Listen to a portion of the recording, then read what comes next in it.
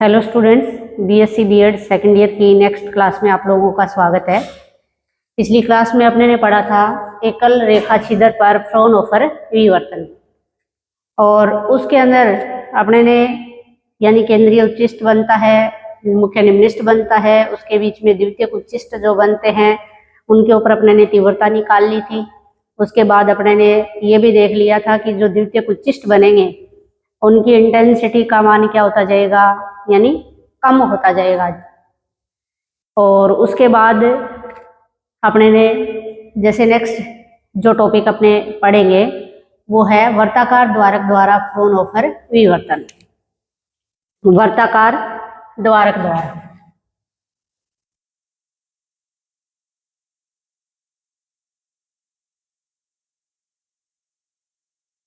वर्ताकार द्वारक द्वारा फ्राउनहोफर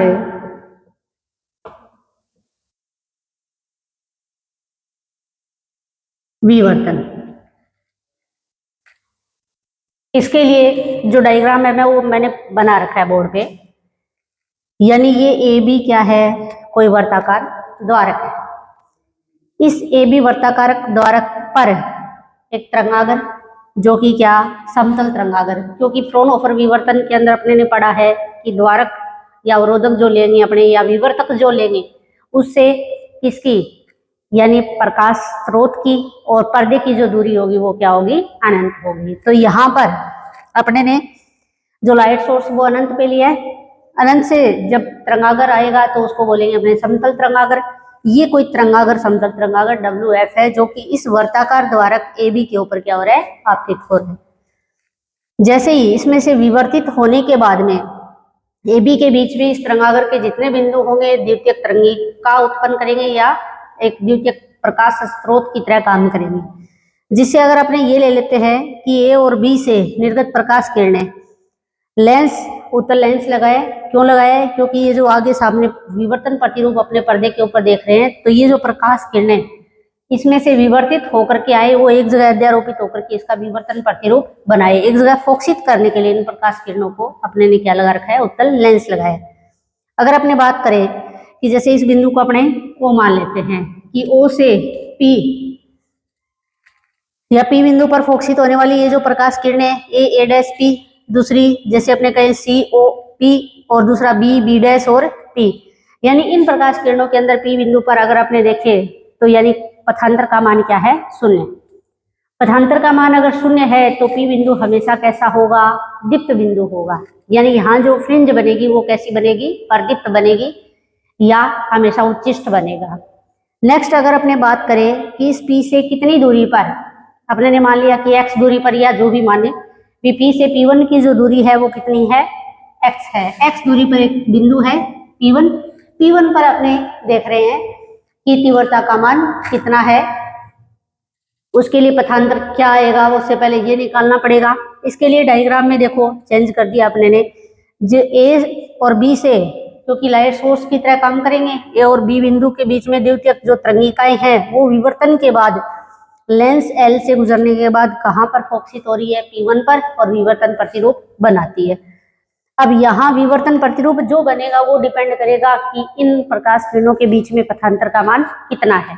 अब प्रकाश किरणों के बीच में पथांतर देखने के लिए अपने ने क्या किया है, इसका जो B बिंदु है इस B बिंदु से A' बिल्कुल सीधी है, एक्स एक्स में जैसे प्रकाश किरण जा रही है, इसके ऊपर अपने ने क्या कर दिया, B से A' के ऊपर एक परपेंडिकुलर डाल दिया, लंब डाल दिया। परपेंडिकुलर डालेंगे तो A' के ऊपर ये कितने डिग्री का कोण बनाएगा, यानी 90 डिग्री बनेगा। भाई ये जो एंगल होगा वो कितने का होगा, 90 डिग्री का होगा।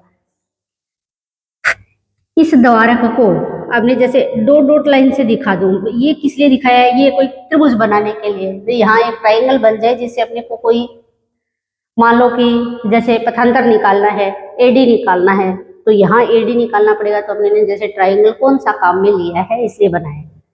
ये एंगल जैसे थीटा है, ये भी थीटा है, ये सारी क्योंकि बराबर होंगे, पैरेलल है सारी। ये जो कोण है वो कितना बनेगा, यानी ये भी क्या होगा, थीटा के बराबर होगा। B से A' के ऊपर जो परपेंडिकुलर डाला क्या, BD, 90 डिग्री कोण यहाँ बन रहा है। तो अपने पथांतर जो बन गया भी, एक तो बी से बी डैश और P1 पर प्रकाश किरण पहुंचती है, दूसरी A1 डैश से होते हुए P1 पर प्रकाश किरण पहुंचती है। तो अपने देख लेते हैं कि इनके बीच में पथांतर कितना है। ये निकालने के लिए पथांतर का जो मान है वो कोण का ध्यान रखना, लिखना है तो मैं लिख देती हूँ कि भी ये जो एंगल है वो किसके बराबर है, थीटा के बराबर है। जैसे A dash A1 dash, A dash D और A1 डैश बराबर है किसके, यानी एंगल ले सकते हैं अपने दूसरा ABD दिखाई दे रहा है। मैंने जो ये कहा द्वारक जो है, द्वारक ये बीच में से वैसे तो क्या है, द्वारक है तो खुला है, ये डॉट डॉट लाइन दिखाने के लिए बनाई है भी, एक ट्राइंगल जैसा ये लगे तुम्हें समझने में दिक्कत ना हो। यहाँ जो कोण बन रहा है यानी ABD वाला, ये बीच में ये एंगल भी कितना है, थीटा के बराबर है। तो ये अपने लिख देते हैं कि ABD इक्वल टू कोण किसके बराबर, थीटा के बराबर है। नेक्स्ट अपने निकालते हैं त्रिभुज ABD से, ABD नहीं कह करके BDA कह दो या ADB कह दो, क्योंकि D पर 90 डिग्री बन रहा है इसलिए बीच में रखना उसको। त्रिभुज ADB से कैसा त्रिभुज है, समकोण त्रिभुज, यानी ये एक 90 डिग्री का एंगल है इसमें, तो समकोण त्रिभुज है से। इस त्रिभुज के अंदर AD तो क्या होगा, क्या लेना पड़ेगा, ऐसा डायग्राम है देखने में, ठीक है। यहां ये बन रहा है थीटा, ये बन रहा है 90 डिग्री, ठीक है। ये है AD और ये है B, इसमें ये क्या होगा AD 90 बन रहा है यहाँ, तो या तो AD लंब है या BD लंब है, दोनों में से एक को लेना पड़ेगा। लेकिन अपने ये देखेंगे कि बेस इसमें उस लाइन को बेस लेंगे जिसके ऊपर दो कोण बन रहे हैं, इधर थीटा बन रहा है इधर 90 डिग्री बन रहा है, तो कहने का मतलब BD को क्या मानना पड़ेगा, आधार। इस त्रिभुज के अंदर AD तो क्या बन जाएगा, परपेंडिकुलर यानी लंब, BD क्या आ जाएगा, यानी इसका बेस या कह दो आधार, और AB इसका क्या हो जाएगा, कर्ण। ठीक है, ये बातें आप लोगों को पहले पता होनी चाहिए कि ट्रायंगल कौन सा लिया है और उसके अंदर कौन सी भुजा अपने को क्या बता रही है, क्योंकि यहीं से अगर गलती होगी तो फिर अपने पूरा डेरिवेशन गलत कर देंगे। फिर निकालते हैं साइन थीटा, एंगल 90 डिग्री बनी रहे, साइन थीटा बराबर फॉर्मूला याद है ही आपको, इससे निकाल लो लंब बटे कर्ण, यानी लंब तो हो गया AD, डायरेक्ट लिख दूं लंब बटे कर्ण, भुजा AD और AB ये क्या है, कर्ण। AD बराबर क्या आ जाएगा, AB साइन थीटा।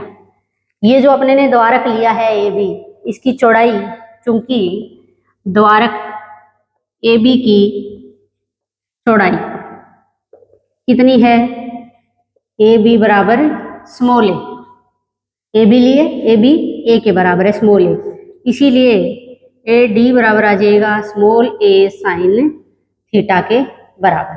ये क्या आ गया, ये अपने पास आ गया पथांतर।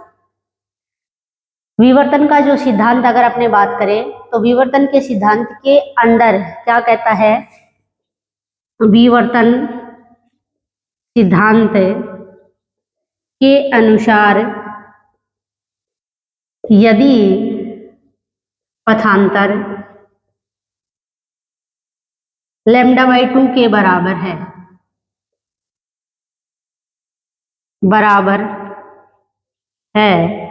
तो बिंदु कैसा होगा, यानी दीप्त होगा।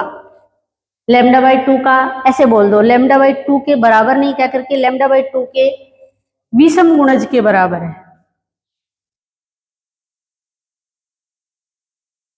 विषम गुणज के बराबर है, ठीक है। अब ठीक है, विषम गुणज के बराबर है, या कहो है तो या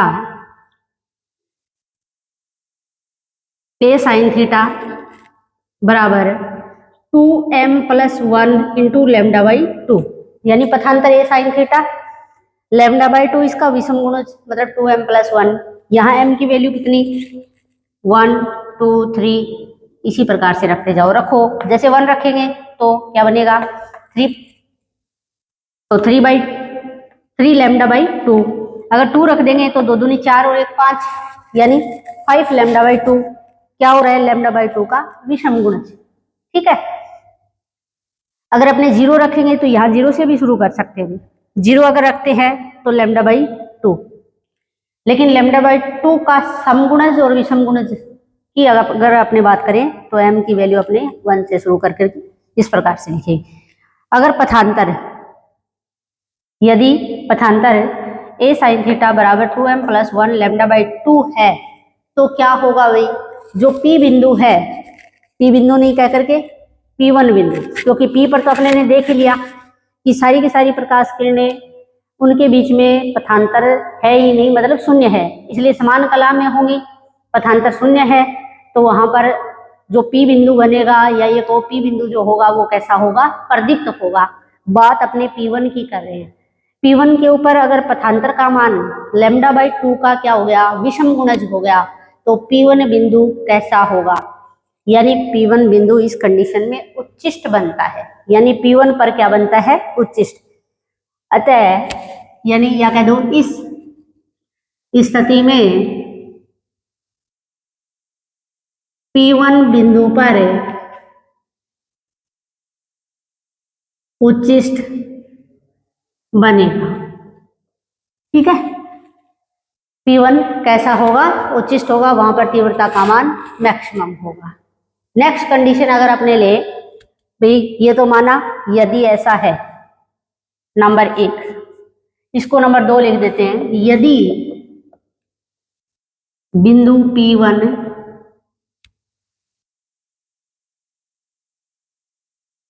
पर उत्पन्न पथांतर लैम्डा बाई 2 का समगुणज है, समगुणज है तो समगुणज होगा तो पथांतर ए साइन थीटा, ए साइन थीटा बराबर लैम्डा बाई 2, और लैम्डा बाई 2 का समगुणज यानी 2m, यहां लिया कितना 2m + 1, जहां या कह दो ए साइन थीटा बराबर 2m इंटू लैम्डा बाई 2, जहां m बराबर कितना 1 2 3 इसी प्रकार से अपने नेक्स्ट रखते हैं। यदि बिंदु पर या यदि बिंदु P1 पर उत्पन्न पथांतर लैम्डा बाई 2 का समगुणज है तो क्या होगा, P1 बिंदु पर निम्नलिखित बनता है। P1 बिंदु के ऊपर क्या बनेगा, निम्नलिखित बनेगा, मतलब अदीप्त होगा वो। तो ये कह रहे हैं कि भी यदि अपने P को सेंटर मान लें, P को सेंटर मान लिया, प्रकार को इधर रखा, P को सेंटर मानते हुए x त्रिज्या का ऐसे प्रकार खोल करके इसको केंद्र मानते हुए ऐसे एक वर्त बनाए, तो ऐसे वर्त बनेगा। कहने का मतलब जैसे P बिंदु ये है, P1 बिंदु ये है, भी दोनों इसको अपने ने केंद्र माना, इसको केंद्र मान के अपने P1 त्रिज्या का ऐसे एक वर्त बनाते हैं, भी इस प्रकार से एक वर्त बनेगा। इस वर्त के ऊपर स्थित जो प्रत्येक बिंदु है वो कैसा होगा, अदीप्त होगा। कैसा होगा, अदीप्त होगा। किस कंडीशन में, यदि लैम्डा बाई 2 कैसा है, समगुणज है। तो देखो P बिंदु तो कैसा है, उच्चिष्ट या प्रदीप्त है, लेकिन इसके चारों तरफ जो ये x त्रिज्या का अपने ने क्या बनाया है, वर्त बनाया है इसके चारों तरफ, यानी कैसा होगा, अदीप्त होगा। तो केंद्र पर जो बनने वाली फ्रिंज या कह दो वलय है वो कैसी, चमकीली, उस चमकीली के चारों तरफ क्या बनेगा, यानी एक काली फ्रिंज कह दो या अदीप्त फ्रिंज या अदीप्त क्या बनेगी, वलय बनेगी। या उसको अपने ये कह सकते हैं पी बिंदु पर एक अपने को स्पॉट दिखाई देगा या धब्बा दिखाई देगा। कैसा धब्बा, प्रदीप्त, जिसको आप क्या बोलेंगे, एरी की चकती। यानी अतः यदि P को केंद्र मानते हुए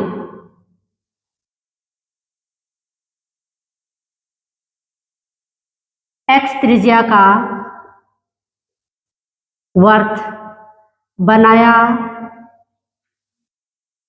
जाए तो इस वर्त पर स्थित प्रत्येक बिंदु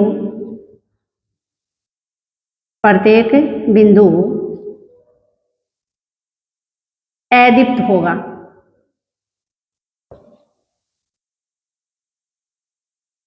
ठीक है, जिससे केंद्र पर क्या बनेगा, केंद्र पर प्रदीप्त वलय या धब्बा, जिसको क्या बोलेंगे, एरी की चकती। यानी इसको क्या नाम देंगे, एरी की चकती कहेंगे इसको। इस केंद्रीय यानी प्रदीप्त जो चकती है उसके चारों तरफ क्या बनेगा, यानी अदीप्त सेकेंद्रीय वर्त बनेंगे। लेकिन इनकी जो प्रदीप्त वलयों की तीव्रता है वो इसके चारों तरफ क्या होती जाएगी, कम होती जाएगी। यदि अपने वैल्यू निकाल लेते हैं x की, x का जो मान है वो निकालना है। इसके लिए यदि अपने ने ले लिया, यदि उत्तल लेंस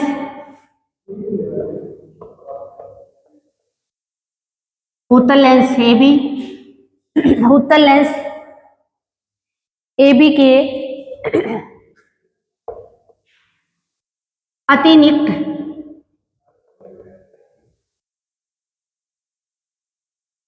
स्थित है तो साइन थीटा बराबर क्या होगा, x/f, जहां f क्या है, लेंस की फोकस दूरी है। अगर अपने बात करें अदीप्त वलय के लिए, किसके लिए, अदीप्त वलय के लिए, अतः अदीप्त वलय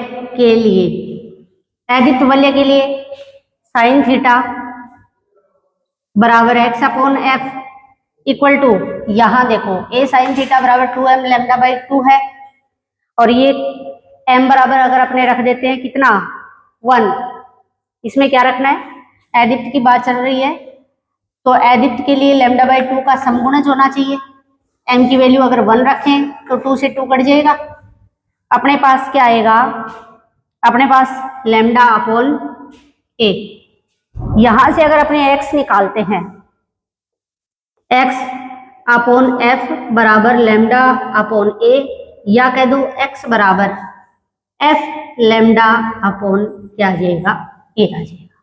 ठीक है, ये अपने ने जो एरी डिस्क है पर्दे पर उसकी रेडियस निकाल ली, कि जैसे ये बन रही है ना, ये P बिंदु को अपने ने सेंटर माना, इसकी P1 से दूरी अपने ने x ली थी, इसको केंद्र मानते हुए अपने ने क्या कहा, वर्त बनाया, जो केंद्रीय धब्बा कह सकते हो, जिसको कैसा बनेगा, इस पर्दे के ऊपर प्रदीप्त बनेगा, चमकीला बनेगा, या इंटेंसिटी ज्यादा होगी, ये कह सकते हैं। इसकी जो रेडियस होगी उसको एरी डिस्क भी बोला, क्या इसको, एरी की चकती या डिस्क। इस चकती की रेडियस कितनी होगी, वो रेडियस ये होगी f λ/a के बराबर। दूसरा अपने ये कह सकते हैं, ये जो उच्चिष्ट बन रहा है P पर, इसकी जो चौड़ाई है, लास्ट फॉर्मूला जो है x बराबर f λ/a, ये किस किस के ऊपर डिपेंड कर रहा है, प्रकाश की वेवलेंथ के ऊपर डिपेंड कर रहा है, क्योंकि तरंगदैर्ध्य की क्या है, समानुपाती। और जो अपने ने वर्ताकार जो द्वारक लिया है, वर्ताकार जो द्वारक है उसका व्यास a लिया है, वर्ताकार द्वारक AB दिखाई दे रहा है आपको, उसकी AB की अपने ये कहें व्यास की बात करें तो ये स्मॉल ए के बराबर है, तो इस फॉर्मूले में अपॉन ए लिखा है, इसका मतलब ए की क्या है, व्युत्क्रमानुपाती।